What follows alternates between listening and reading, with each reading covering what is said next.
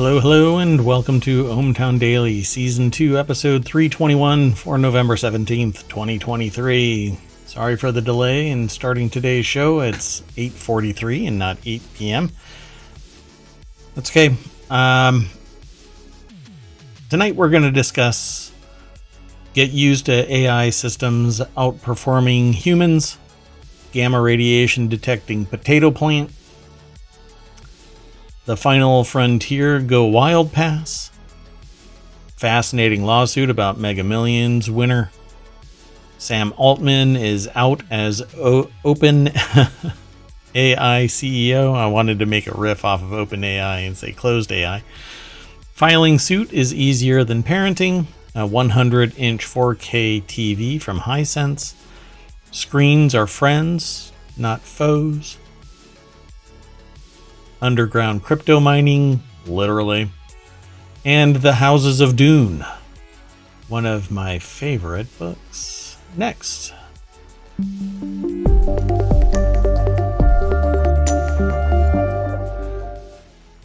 Hello again, I am Mayor Watt, that is ohmTown.com, and the AI is otherwise engaged.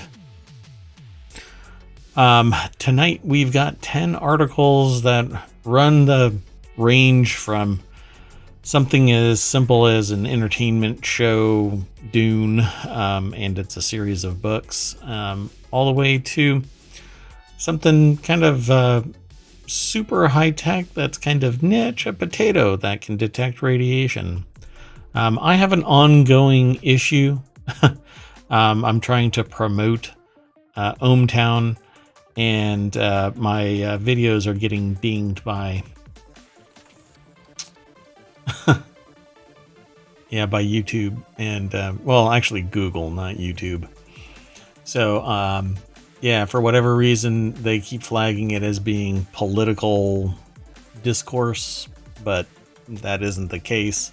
And I wish that a human would actually review it, but I've said this like 3 times now, and I'm trying not to dump on everybody and in this show, but it's beyond my control. So if you are listening to this, please tell friends, tell complete strangers about ohmTown. I would like to continue to grow ohmTown, but I don't know what to say about it anymore. So let's get into today's articles. The very first article is a study. AI systems outperform humans in global weather forecasting. And this is just one of the many things that AI is going to outperform humans in. Why? Because we are powering these AI with our intelligence and our professional processes. And because they never sleep, and we do, they work nonstop. They also don't suffer from a limit that humans have. Humans cannot multitask. We do a thing called fast switching. So what you end up with is something that evolves faster, learns faster. It can be perpetually creative. Now we constrain it in certain ways, but it is a matter of fact that it's always working while we are frail and fall apart. And it's not as easy to replace our parts as it is a computer. Plus, it's massive in scale and instantaneous. And the technological evolution is going so fast that at some point we're going to have quantum computers that can operate like a regular desktop computer. Again, this is the evolution of technology, and I don't think just here and now. I think here and now, as well as 5 years from now, as well as 20 years from now, as well as 100 years from now. At some point in our future, we will have quantum computers that do everything at the speed of thought and interact at that level everywhere, globally, around the world. So we might as well start coming to grips with the fact that technology is going to outperform us. AI is going to outperform us, outthink us. So let's not try and belabor this. Either society says we need to put the brakes on AI, and everybody in the one instance of global harmony say, yes, we're going to limit AI. Or we start just crushing it. We start making AI do everything for humans so that humans can enjoy the fruits of our labor. But that's not what happens. It gets even more in the reeds about the future. Who's going to be in control of it? Who can afford to interact with AI? And where is AI going to work? Well, we'll get into that as time goes on. But this is just the tip of the iceberg, literally, global weather forecasting. AI systems outperforms humans in global weather forecasting. You'd think that is just this simple thing, but everything has a knock-on effect to everything else. It's all hyper-connected. Nothing is in a vacuum. And if a vacuum does form because something is removed, something moves into that vacuum. Radek Zelinsky is the author of this over at entrepreneur.com. They have takeaways. It says GraphCast works by using machine learning called graph neural networks. While promising, experts note AI models like GraphCast may struggle to account for climate change since they are trained on historical data, except that you can augment generative AI, general AI, with forecasting knowledge. And here's the thing, may struggle to account for, the AI models like GraphCast may struggle to account for climate change, except that the humans that are sitting there analyzing climate change weather forecasting are basing their entire existence off of historical data. Why? Because again, nothing is in a vacuum. You can make it up, but it's BS, just as much as generative AI, verified content is. Again, look at the footnote on every single AI. It generally says, that feeling that you have on your backside might be the hot air that I'm blowing up your butt. Anyway, according to a recent announcement, GraphCast was more precise than the current leading weather forecasting system run by the European Center for Medium Range Weather Forecasts. In over 90% of the 1,380 evaluation metrics tested, these metrics include temperature, pressure, wind speed, direction, and humidity at different atmospheric levels. And GraphCast works by using machine learning technique called graph neural networks. It was trained on over 40 years of past weather data. Humans don't do that. A human cannot be trained on past weather data. We have to use technology, but when the technology itself is the one that's training, and that technology itself is outputting information, you don't have the fallible human. You have nothing more than the raw data being analyzed in countless ways that humans can't. We start referring to our gut, and if we use nothing but the historical record, then it's no different than the AI model that it says here may struggle. Well, what do humans do? We start cognitively running up against noise in our brain when we start trying to be the one that's interpreting the data. AI doesn't suffer from that. Machinery doesn't suffer from that. It outputs whatever it is coded to output within the metrics. There's some cognitive dissonance in this. So it says this is far faster, cheaper, and more energy efficient than the traditional numerical weather prediction approach used by national forecasting centers like ECMWF.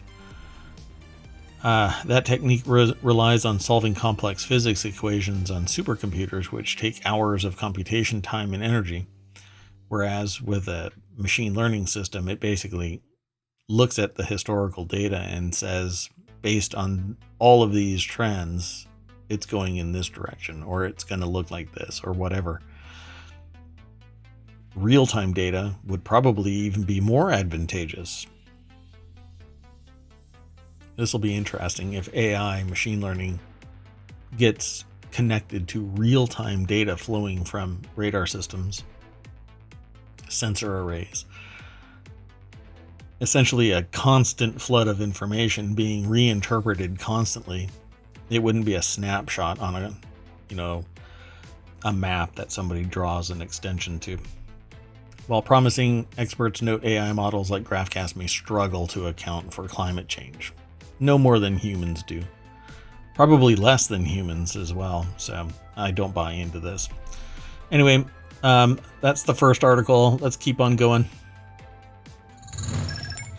The next article is over in the Mobile channel. PhD student bioengineers potato plant to detect gamma radiation. A researcher at the University of Tennessee Herbert School of Agriculture has developed a potato plant that can, and they keep saying potato plant, not a potato, but a potato plant, that can detect gamma radiation, providing reliable indications of harmful radiation levels without complex monitoring technologies. All you need, apparently, is a potted potato plant, and you can go walking around everywhere to see if you have gamma radiation leaking from what? I don't know, the Hulk's apartment? All right, well, let's take a look at the source. That source is the University of Tennessee at Knoxville, and the article is posted at phys.org. So, PhD student Rob Sears engineered the plant, also known as a phytosensor, to indicate high radiation levels through changing leaf fluorescence. When exposed to gamma radiation, the plant's leaves produce a green glow, allowing for accurate warnings that are visible across long distances. Since potatoes are grown across the world in both hospitable and adverse climates, they are the ideal plant for the research as well as for the eventual mass implementation of developed varieties. So if we consume these, will we end up glowing green as well when we're near gamma radiation? This should probably be referred to as the Hulk potato, because it glows green when exposed to gamma radiation. This is the MCU potato. There we go. It's the MCU brand potato. Potatoes are highly resilient and are excellent at adapting and multiplying in different environments except water, which is actually something that's happening in Ireland right now. They have a problem with potatoes.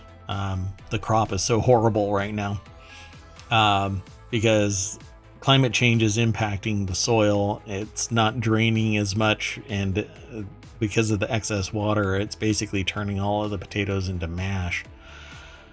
They're rotting in the ground. So it is a rewarding experience to see the fundamental radiation biology I have studied transform into an engineered biological device that has the potential to impact future radiation monitoring.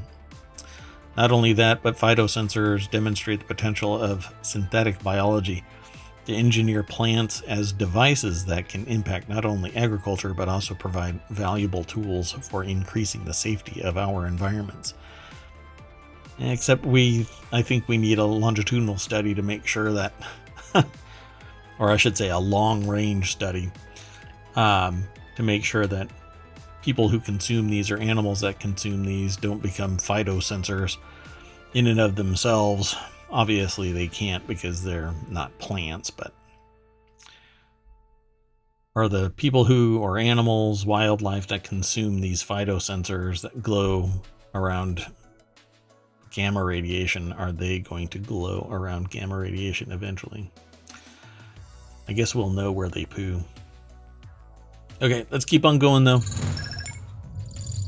The next article is over in ohmTown Daily. You can buy Frontier's 2024 all-you-can-fly Go Wild Pass for $500. Just be prepared for a list of limitations. Somehow I suspect that Fun Flight is probably not going to be one of them. Frontier Airlines is bringing back its annual all-you-can-fly Go Wild Pass for 2024. The $500 program lets pass holders book an unlimited number of flights for just a penny per trip. Limitations include 2 months of blackout dates and a tight booking period that opens 24 hours before the flight.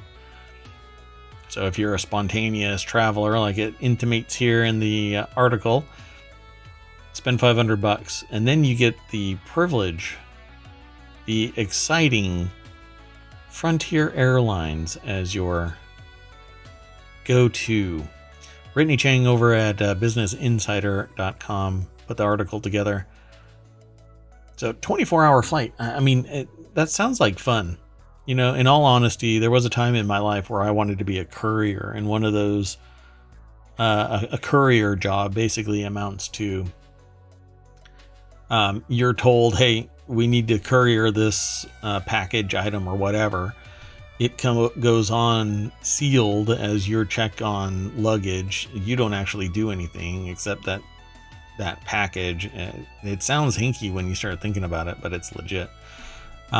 It's cheaper to fly that package as checked baggage, and all you do is you are actually just the luggage. You're just going there to have a seat. This was many, many years ago. So it would be fun to do that, because it would be, you basically get notice, okay, you're going to go, and the flight leaves in 4 hours. So maybe this is actually going to be fun for a lot of people. And for buyers with commitment issues, the low-cost airline is still selling a $300 fall to winter pass, which is September 2023 through February 2024, and a monthly option at $99 for the first month and $149 for months after. So, I don't know. Give it a shot.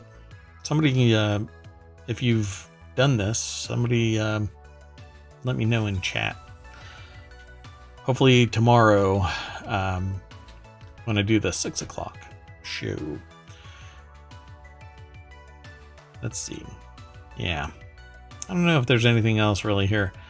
It says this unlimited flight pass is a continuation of Frontier's 2023 Go Wild program, which started at $399 for a 5-month summer pass or $1,300 for an annual membership. Go Wild stipulations can be extremely frustrating for those who can't travel spontaneously, says Taylor Rain from Business Insider, after testing the pass, apparently. Great value for anyone with flexibility in their travel plans, and I guess their desire to fly. Their flexibility in airlines.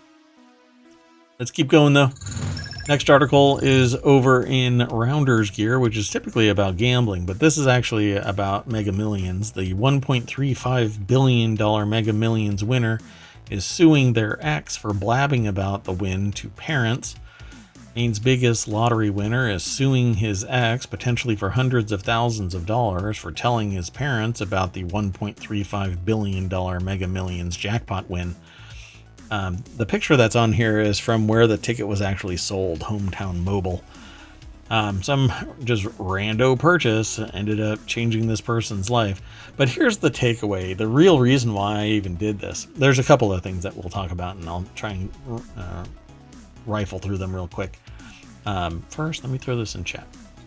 Well, anyway, they won $1.35 billion, but after taxes, they end up with $727 million. Now, I understand that he opted for the one-time pre-tax cash option, $723.5 million.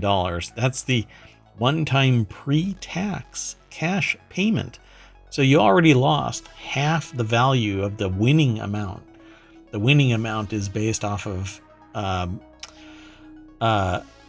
basically you get a stipend each month. You get a lump payment for one period, and then you get monthly payments. I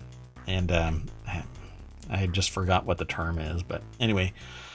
Or you can opt for the lump sum.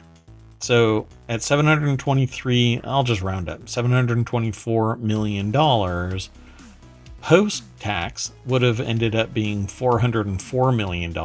So you started out with the possibility in your lifetime having $1.35 billion, or if you wanted the immediate value of that, it's 404. Otherwise, you have to wait, I think it's 30 years or something like that.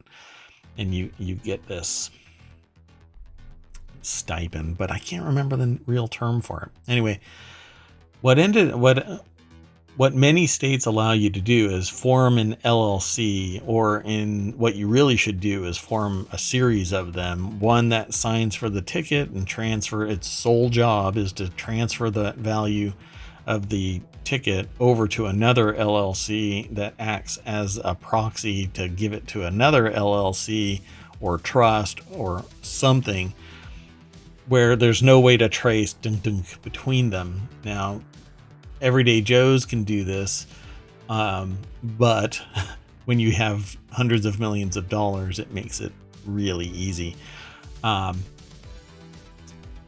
And then each trust or LLC shuts down immediately. Oh,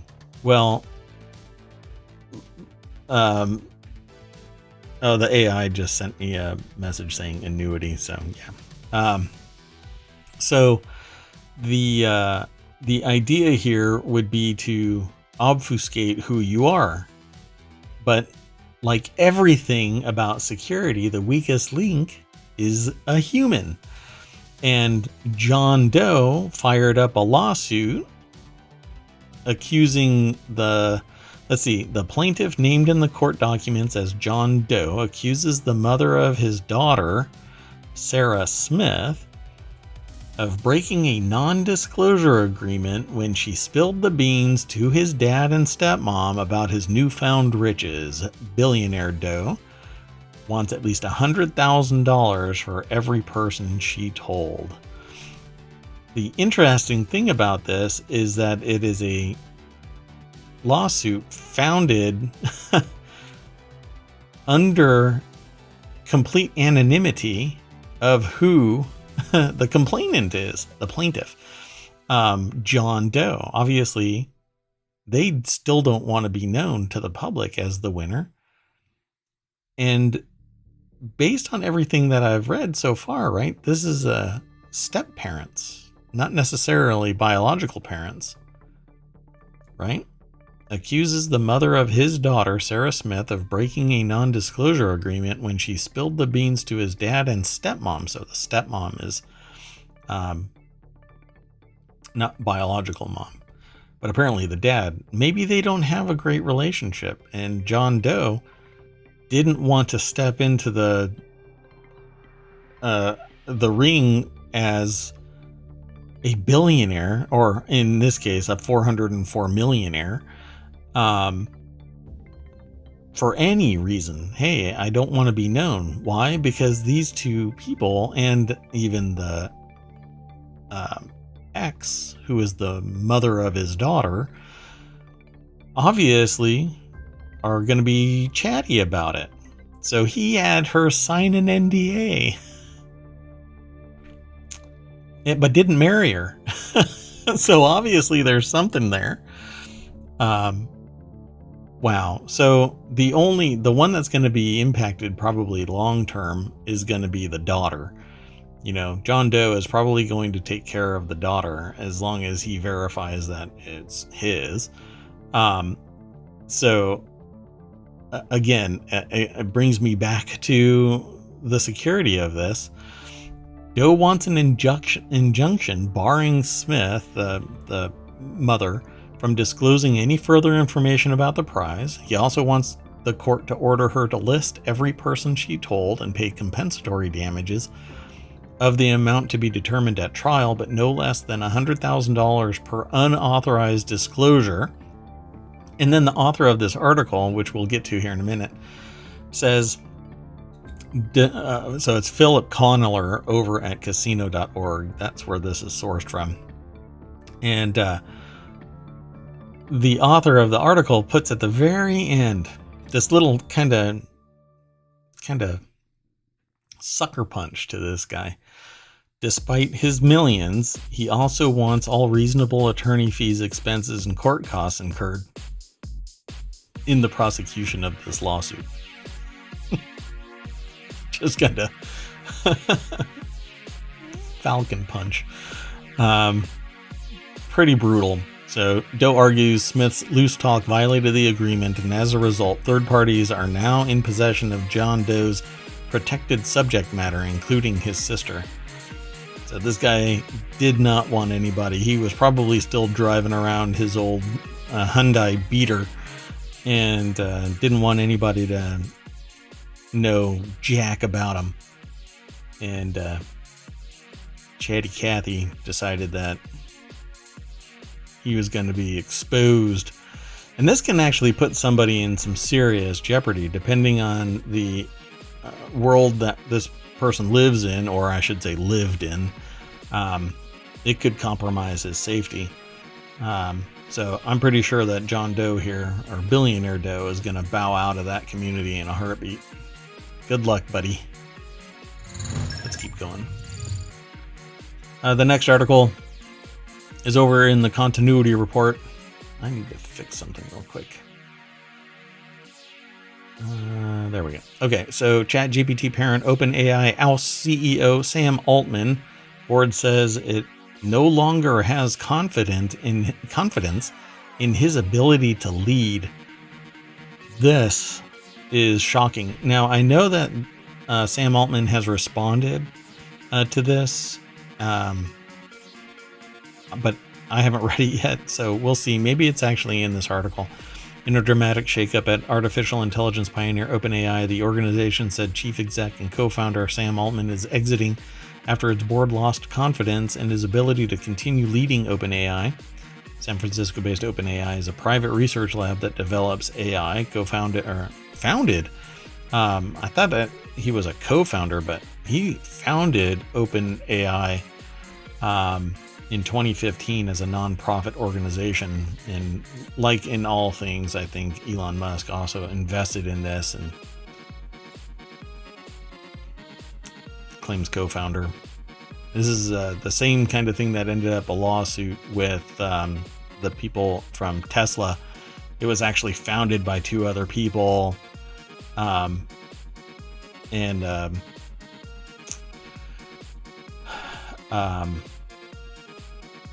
Elon Musk bought his way into Tesla, funded it, and then ultimately they tried to keep Elon Musk from announcing to the world that he was a co-founder. And in court, I guess they agreed that he could say that he was a co-founder for Tesla. But yeah, make no bones about it, there were two people that started Tesla with a different mindset.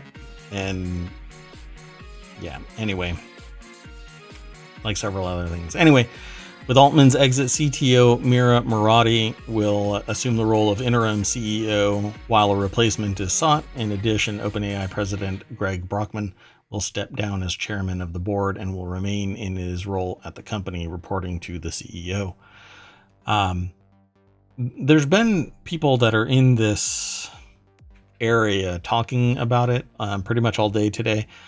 And there's a streamer and a YouTube personality that was talking about it and said that, Altman didn't want regulation. But my understanding is that Altman wanted regulation of AI because it could easily outperform any policy that isn't in place. If there isn't anything that pens in AI, you're going to end up with it evolving way faster than society is capable of managing, because somebody's going to develop something and it'll get attached to something else, and etc. It's just going to end up taking jobs. Ultimately, AI is going to take people's jobs. Now, do I have a problem with it taking jobs? Well, yes and no. The problem is the idea of something like full employment, hiring everybody to do something simply because you want everybody to have a gig. While in theory it's a great idea, everybody has a job and they're producing an income. It may not be a livable wage. They're just taking up time in their life when they should be educating themselves, learning a new trade, learning a new skill, and applying it in a field that is forward looking. Well, automation is coming for every single job where you can enumerate the steps towards the completion of the product. No matter what it is, it could be metal stamping, right? Automation already does that. I'm sorry, 1 second.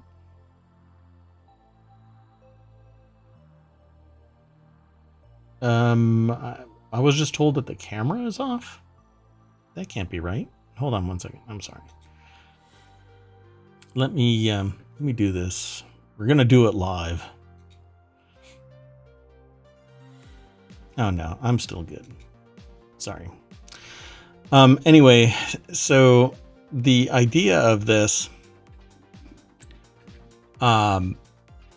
automation and AI and the fact that humans sit there and say, well, you know, a human is just gonna find another job somewhere. That's going to get a smaller and smaller option as AI and machine learning and automation technology merge together and start taking those series of steps that I was telling you about.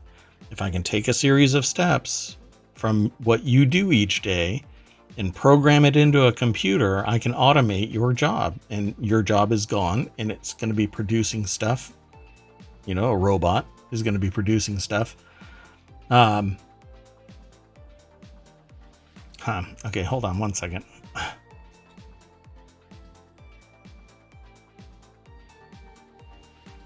Yeah, I don't know what's going on, but I'm just going to keep on going. So anyway, OpenAI introduced the first publicly available chat GPT in November of 2022. And from there, it has exploded. It is everywhere, and it's capable of doing so much more than we even imagine. There are people that are sitting right now somewhere, you know, sipping their latte or espresso or drinking a beer in mom's basement or out on a beach somewhere, and they are utilizing ChatGPT and artificial intelligence in general to do some amazing things. Well, other people feel like it's compromising the integrity of everybody's works, creative works in particular. It says separately, OpenAI is facing several legal challenges. Those include a group of 17 writers, including George R.R. Martin, Grisham, Picoult, Saunders, Franzen, all suing OpenAI for allegedly stealing their copyrighted works to train ChatGPT. Everything should be used to train ChatGPT and OpenAI. And it's going to, just like somebody who reads R.R. Martin's work, they're going to get inspiration from it and then start using it. But if the AI is outputting verbatim R.R. Martin's work or Grisham's work, and it isn't basically spinning everything into something unique, then yeah, you know, if it's taking the work and it's outputting it and saying that it's new, then yeah, I have a problem with it. But I don't think that's what's actually happening. So I'm going to, this is a long, involved discussion, and we'll just keep on going. So let's keep going. All right, so the next article is over in ohmTown Daily. Parents sue gaming companies over video game addiction because that's easier than parenting. Let's just go straight on over to the source. The article is from TechDirt and Timothy Geiner, I think is how it's pronounced. Video game addiction, sigh, big sigh even, is what they write, like the biggest of sighs. We've talked about claims that video game addiction is a documentable affliction in the past, as well as the pushback that the claim has received from addiction experts who have pointed out that much of this is being done to allow doctors to get money for treatments of this affliction out of insurance companies, and yet from some of the largest nations in the world down to the individual hockey teams, have glommed onto this addiction concept in an effort to yoink away any sense of responsibility and culpability from parents. This I agree. I don't think that video games are an addiction, particularly with children. Children will sit there and avoid responsibility and avoid putting limits if the people around them don't step in. Children learn from the adults in their peer group. And so when the peer group is doing nothing but playing video games, then the adults have to step in and say, look, I need to make a holistic child grow up to be a holistic adult that has personal responsibility and understands that they can't play games all day long until they're educated and working in that industry, right? So there are people that play games all day long. A lot of them are streamers, but there are software developers, software engineers. There are people that are sociologists, anthropologists, engineers, etc. They all play video games for a living because they work for software companies that develop games. But for crying out loud, it isn't the game. That's like saying, a fork is responsible for the cheeseburger I'm eating with a fork. I don't know why I made that connection. But anyway, the point is, it's a tool. It's just an item. It's there. But it's the human that has to make that decision to play that game. There's other things that are addictions, alcohol, drugs, many other things that impact the psychology of the person, the physical connection to whatever it is that they are imbibing. But video games, for crying out loud, that doesn't change your personality. It doesn't change the physical nature of your existence. And we need to put a control on this, right? As a parent, you say to your child, you're done. Go clean your room, go read a book, go do something other than play this video game hour after hour after hour. But this is also the same type of statement that people have been making since time immemorial. I'm sure that there was somebody that was sitting there back when everybody was learning to do hunter-gatherer activities, Some person was sitting there saying, you need to stop gathering and go hunt with everybody else. There's always something, but it's not an addiction. Just tell your kid no. Tell your kid no. There you go. That's pretty much it. So the article actually gets a little bit deeper into the status of this and not as anecdotal as I've been talking.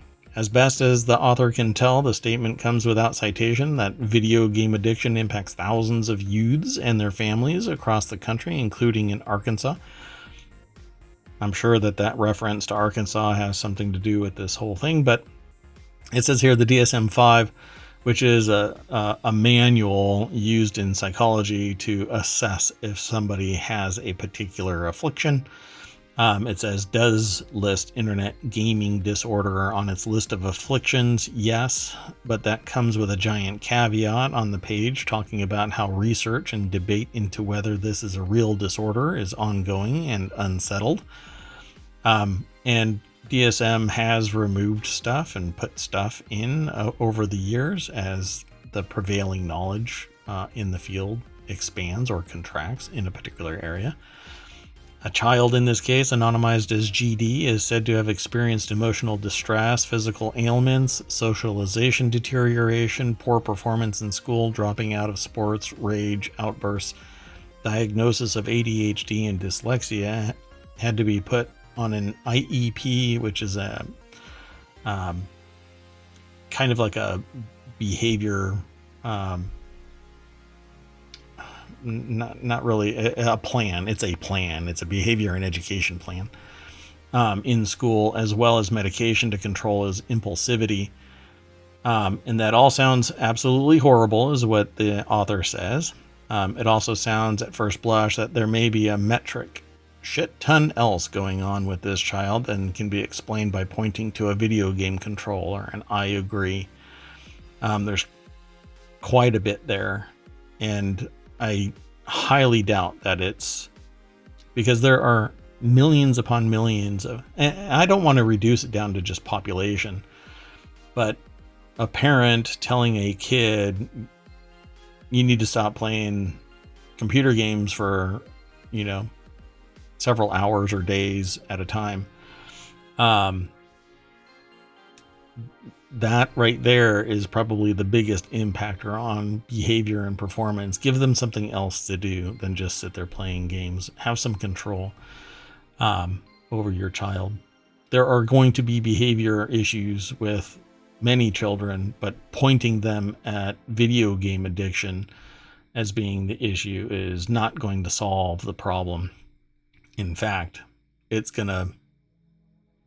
to turn video games into something that it's not, which is, an enemy of parenting, wherein it actually enables skill building, critical thinking, awareness, situational awareness, reflex skills, deduction capabilities, interaction with people of diverse cultures from around the world in massively multiplayer online environments, helps a child become artistic, helps a child learn how to write, all kinds of stuff. In fact, I've got a game that I assisted in the Kickstarter. I pledged in the Kickstarter. That's going to allow people to learn a language by playing a game and learning both the native language and whatever other language you choose to learn while you're playing a game. Come on, if you want engagement, you gamify, and that's what we've been doing for a decade now. Gamification is all the rage and will continue because we get hyped up when we're playing a game. It's not an addiction, folks. There's many other things that are addiction, and playing a game is not. Anything can be a vice, though. When you eschew everything so that you can just play a game and it's costing you your job, your family, relationships, and stuff like that, it's an issue.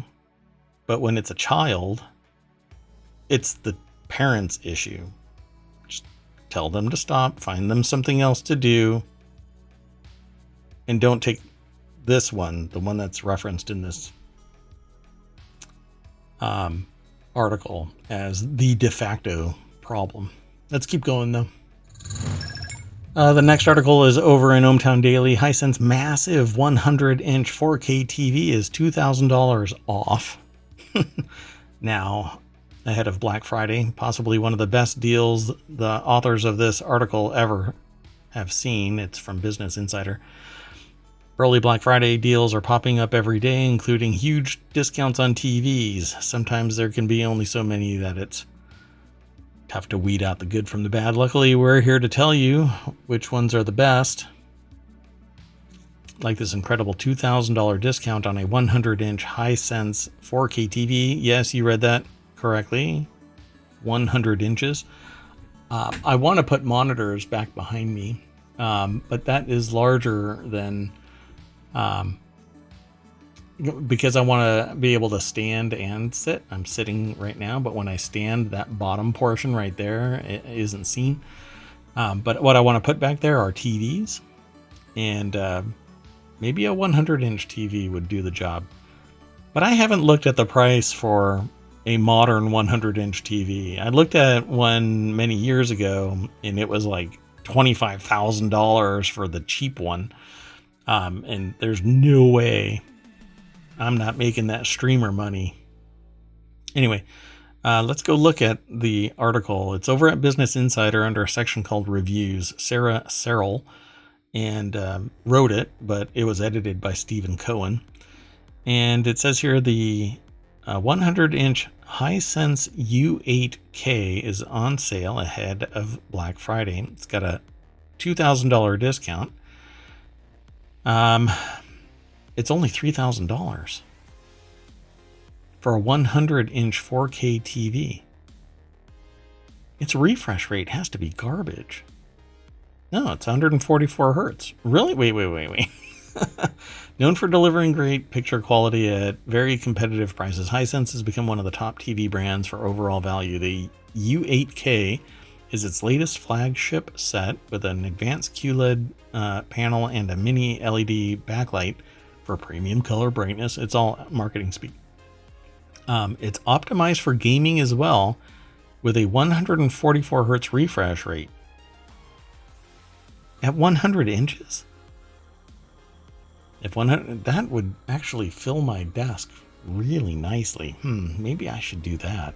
If 100 inches is too big and you're looking for more of a display discounts, be sure to check out their full Black Friday TV deals. So let me make sure that I put this. Oh wait, I need to back up. Let me throw this article into the chat. There you go. You can follow that. And the Hisense ad, which isn't really an ad from me. It's more like a Business Insider hype article. Yeah, that's pretty amazing. It's $3,000 from $5,000, a 40% discount. It's over at Amazon. I wonder if it's still there, but it's a risky click for me to click on a link. Anyway, looks pretty good. Maybe I'll get that and put it on the wall behind me. No, I'm not going to spend $3,000 on a monitor. Let's keep going. The next article is over in ohmTown Daily. Screens are good, actually.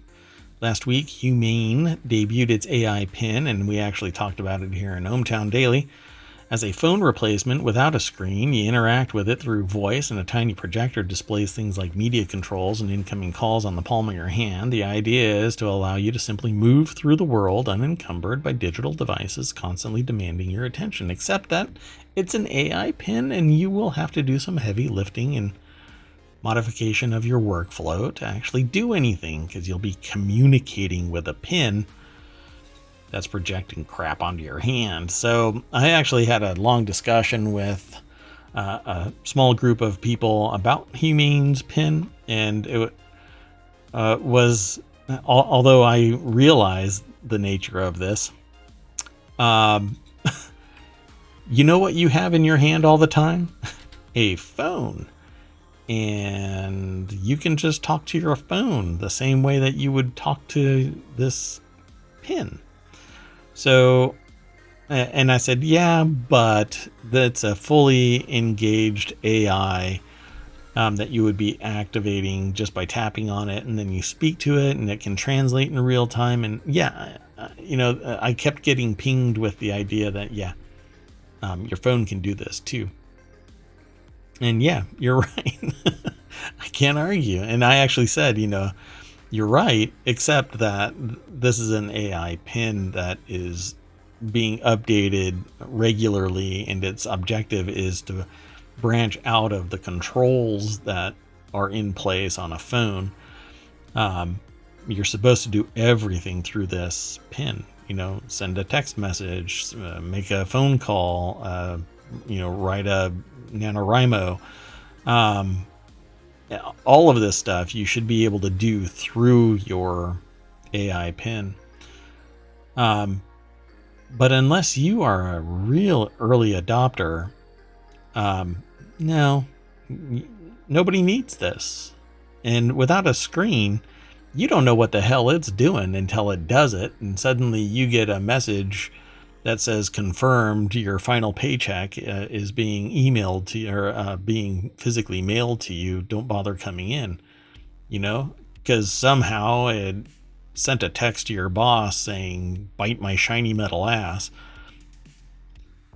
Humane is unique in just how far it thinks we need to go. Chaudhry said in his TED talk that for human technology relationship to actually evolve beyond screens, we need something radically different. In that view, radically different apparently meant no screens at all, but even that vision is a mirage. Humane says you manage the AI pin, your data and photos you take with it through a hub you access on any web browser, which tend to be used on, you guessed it, screens. So the author of this article, Allison Johnson over at The Verge, pretty much nails this. Screens are good. I love the idea, though, that it would actually transmit data to AR glasses, and then I can interact by voice or some other sensor. It can actually scan my hands and interact that way. But no, all it is voice. It does have a camera that it projects, or that it sees and can project stuff, but it doesn't. It's not high res. It's just really just this. Maybe they have a picture of it somewhere. No, they don't. Ugh. Anyway, it's basically the amber screen of 50 years ago. It just projects it down onto your hand, and you're gonna have to look like a complete dumbass just staring at your hand while you're on the train. People bump into you and you don't see your screen anymore. You got to find it. Oh, where is the projector? Okay. Yeah, I'm not buying this. So as much as I love the idea of it, mainly because I want to be able to have a universal communicator and have an in-ear monitor, a headset like that right there. And it's just transmitting to me any language, information, etc. But I don't think it's there yet. Let's keep going. The next article is over in The Word and Law. Massive crypto mining rig discovered under Polish court's floor, stealing power. So I've heard of underground crypto mining operations. This one takes the cake. Several secured computers were discovered. It says secured. Potentially stealing thousands of Polish zlotys. Is that how you pronounce that? Worth of energy per month, the equivalent of roughly $250 per 1,000 zlotys. I hope that I'm pronouncing it properly. Anyway, it's currently unknown how long the rig was running because the illegal operation went undetected, partly because the computers used were connected to the internet through their own modems rather than through the court's network. So there is probably somebody like a janitor or groundskeeper that's going to be in some serious trouble. Top law enforcement agency taps IT experts to calculate stolen energy costs, but they probably should find out who the hell did it. Ashley Bellinger over at arstechnica.com put the article together. Seems pretty neat. This isn't the first time that I have seen an article about some subterranean crypto mining rig being found. There was one found amongst the air conditioning ducts of a school.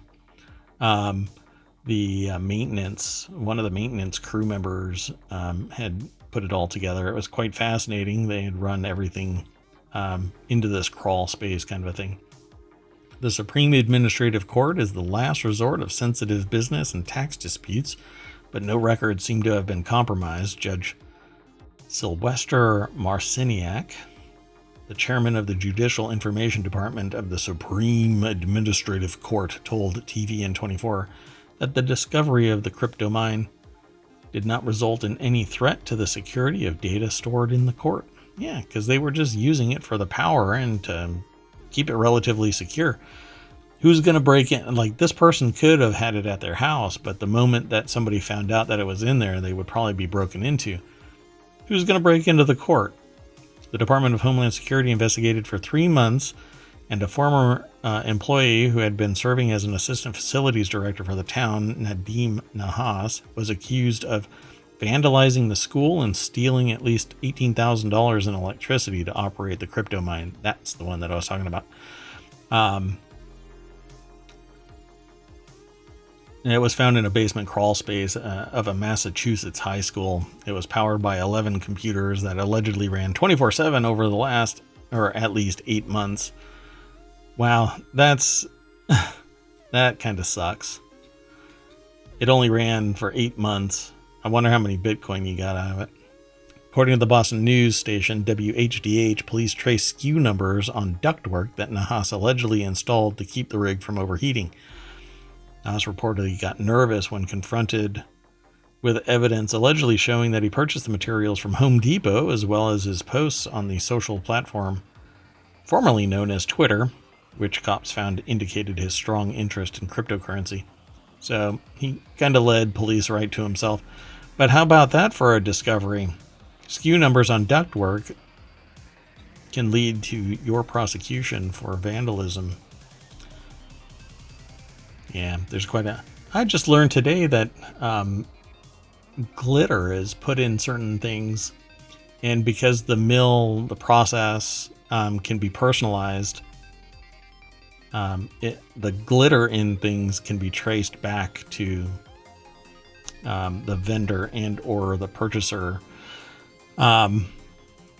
or more. I don't want to get into how I know about that particular thing and where it's used, but let's just say forensically, if you do something that has, and you don't even know it because it's micro glitter, it's like quantum dots. It's pretty freaky stuff, man.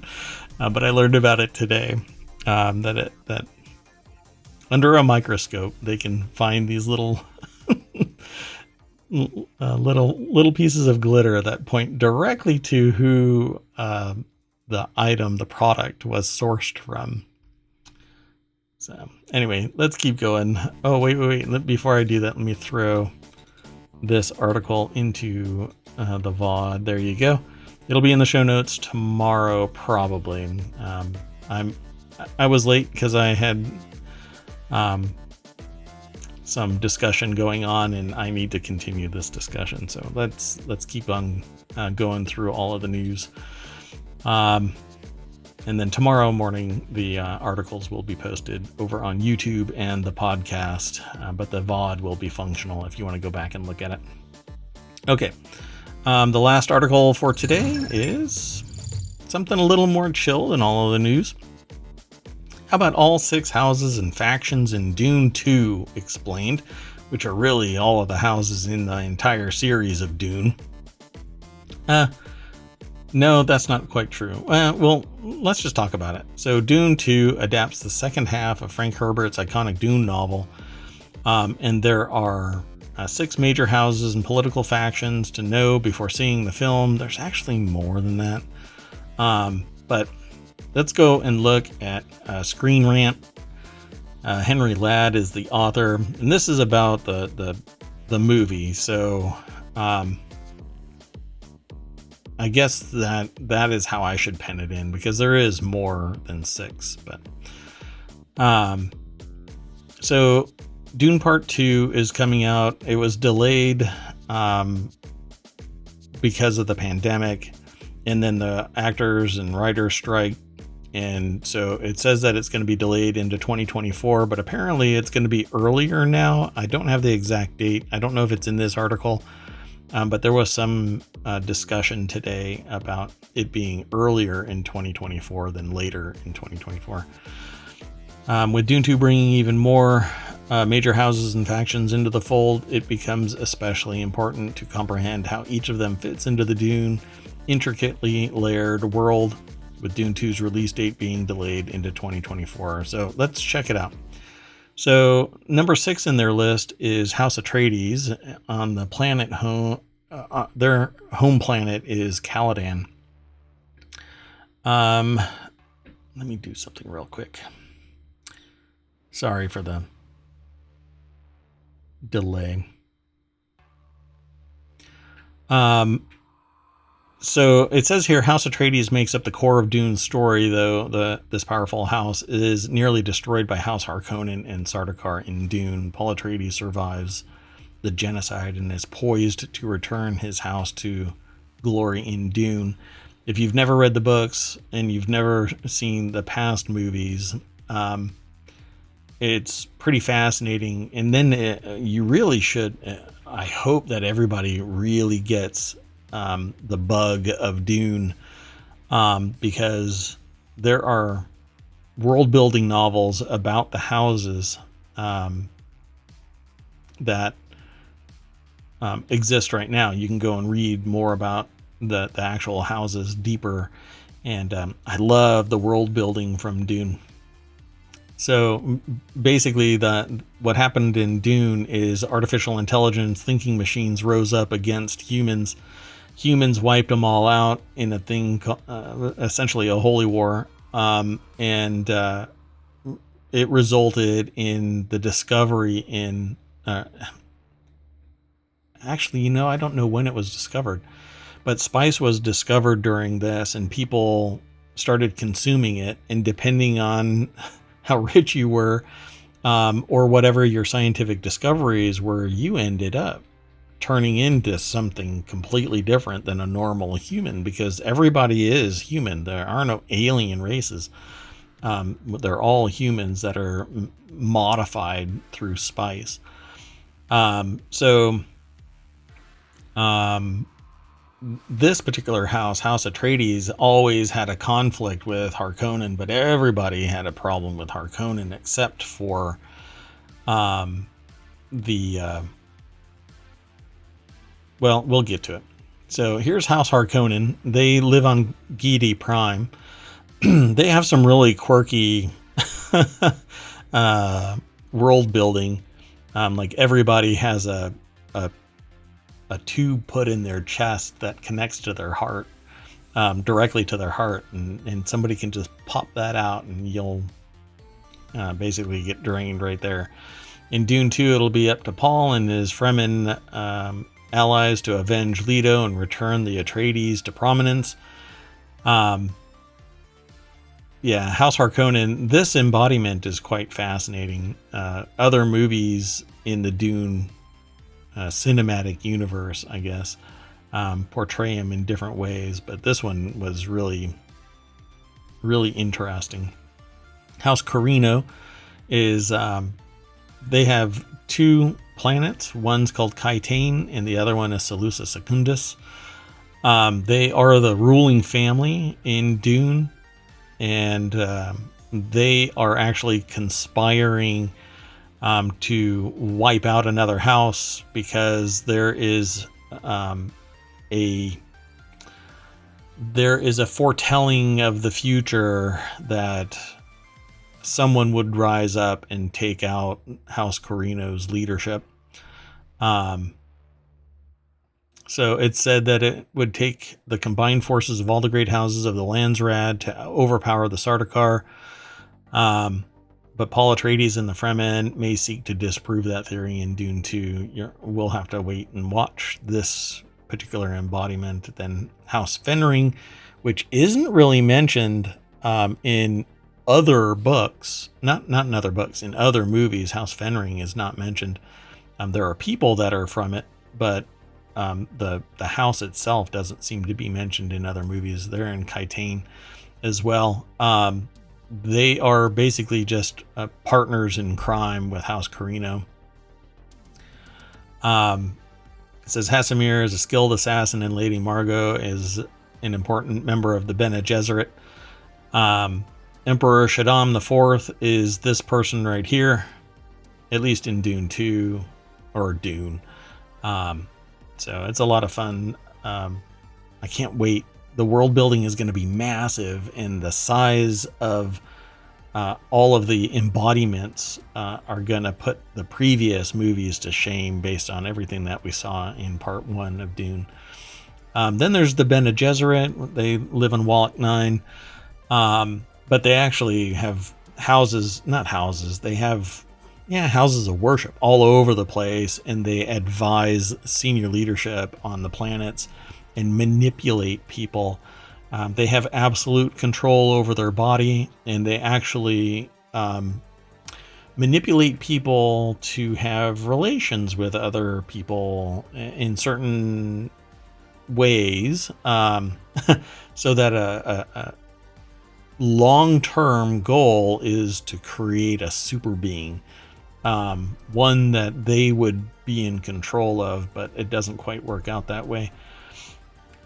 But again, you'll have to watch the movies and or read the books. They're trying to create the Kwisatz Haderach, which is the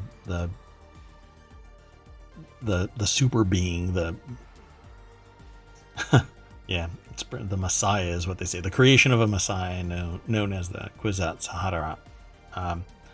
It's a lot of fun. This whole it makes me want to go back and watch the movies and read the books again and watch the Dune Part 1.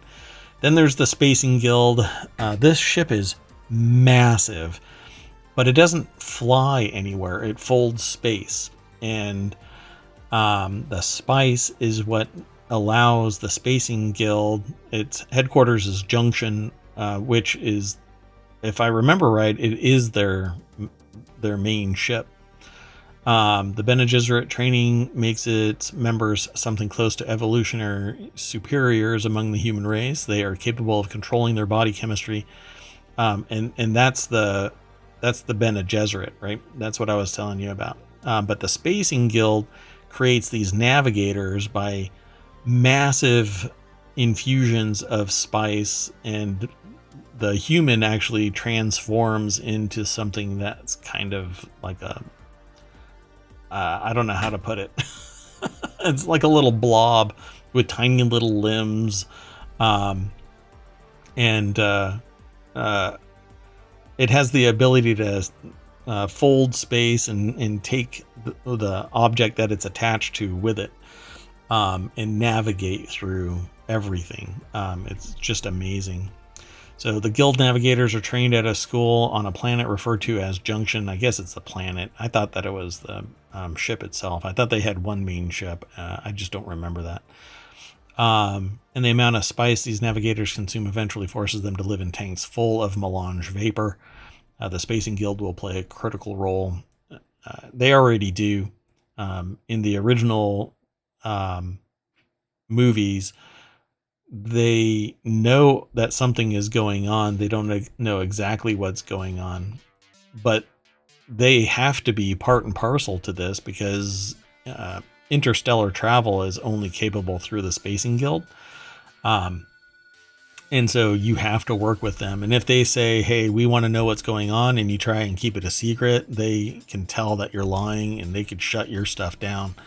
So the guild's only real weakness is its reliance on spice for maintaining its monopoly on interstellar travel. And yes, it needs spice to enable its capabilities and to generate future generations of navigators. So without the spice, nothing can travel through interstellar space in a timely manner.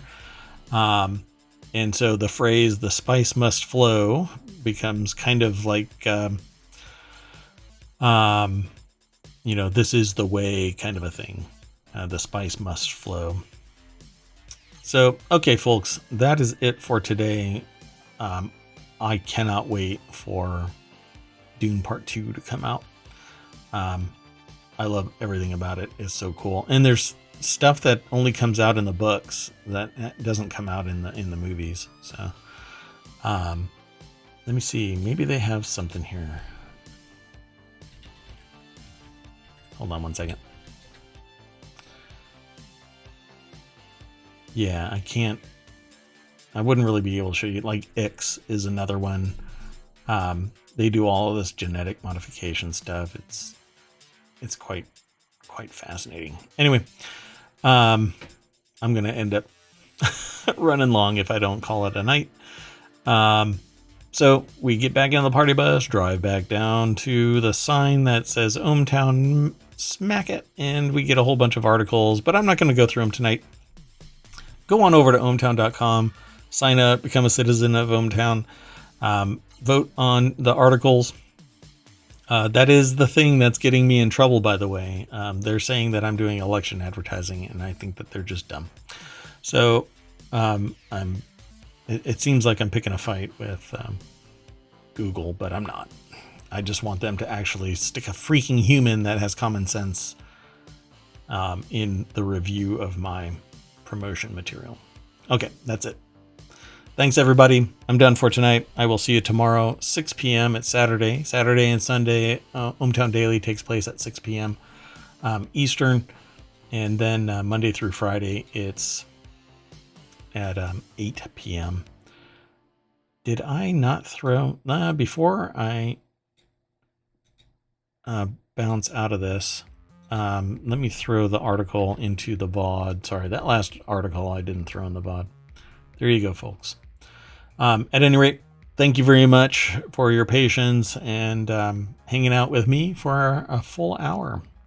And I'll see you tomorrow, 6 p.m. Eastern. Bye-bye.